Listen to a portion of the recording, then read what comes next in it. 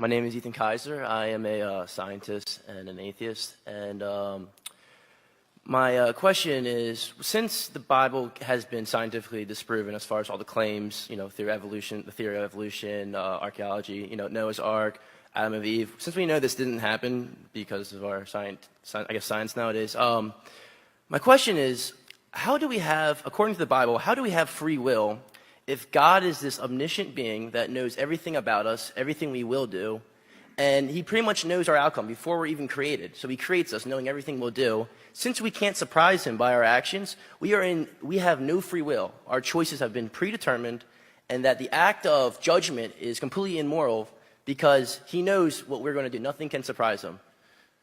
That's my question. Thank you for the question. And before you go into an auditorium, if you give a sheet of paper and ask us to write 20 possible questions, that'll come. We've never heard a new one in all of these years that go by. They're pretty much the same questions. It's interesting that you began by saying, as an atheist, all of this has been disproved, and so you live with scientific materialism as your worldview. I studied under John Polkinghorne at Cambridge University. You probably know the name. One of the world's leading quantum physicists who came to exactly the opposite conclusion you did while being the dean at Queen's College, Cambridge, as a quantum physicist, taking the same data you did. So obviously, for a man of his intellectual ability to come to a different conclusion, one would either have to say he's totally stupid to come to that conclusion, or else his empirical basis.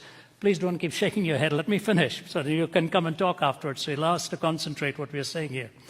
I want to read for you what David Berlinski says about the scientific naturalistic worldview. Do you know who he is? No.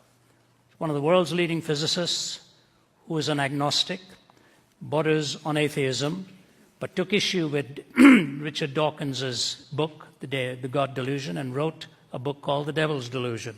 Here's what he said. Has anyone ever provided proof of God's inexistence? Not even close. Has quantum cosmology explained the emergence of the universe or why it is here? Not even close. Have the sciences explained why our universe seems to be fine-tuned to allow for the existence of life? Not even close. This is Berlinski talking. Are physicists and biologists willing to believe in anything as long as it is not religious thought? Close enough. Has rationalism and moral thought provided us with an understanding of what is good, what is right, and what is moral? Not close enough. Has secularism in the terrible 20th century been a force for good? Not even close to being close. Is there a narrow and oppressive orthodoxy of thought and opinion within the sciences? Close enough. Does anything in the sciences or in their philosophy justify the claim that religious belief is irrational? Not even in the ballpark. Is scientific atheism a frivolous exercise in intellectual contempt? Dead on. Now, I didn't say that, all right? I'm not quoting myself. Please give me your name, sir. Ethan. Ethan? Yes. Ethan, what you're wrestling with is not uncommon. Many people from a scientific and materialistic worldview will say what you've said and come to that conclusion. The problem is what you mispositioned was your concern between determinism and free will. Your application could have gone in many different directions, but you came to that one for some reason, which I was unfortunate, I think.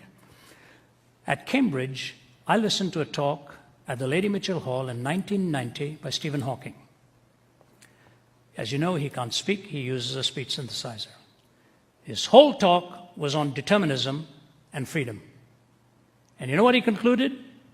That the tragedy with scientific materialism, if we take its assumptions, is that we are not free, we are totally determined. That was the world's leading physicist at that time saying, the very thing you're asking of the Christian faith, he pinned on your backs as scientific materialists. You can go right online and trace it. Lady Mitchell Hall, 1990, somewhere around March, April, May, that time I was in attendance. And he said, the only escape I have is since I don't know what has been determined, I may as well not be. The whole auditorium moaned and groaned with an escape hatch that he gave for himself after telling us that we were completely determined.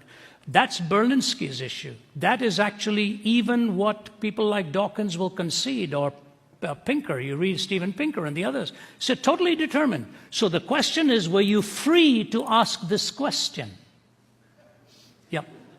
I don't believe any of us actually have free will because we are strictly material. So you're actually, as a machine automaton, asking me this question? We are all made up of our past experiences. Okay, but you're not free then. You're not free. You're not making a truth statement.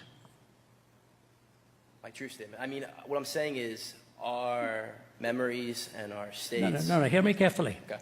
If you're totally determined, Yes. you're pre-wired to think the way you do. Nature versus nurture. Yes.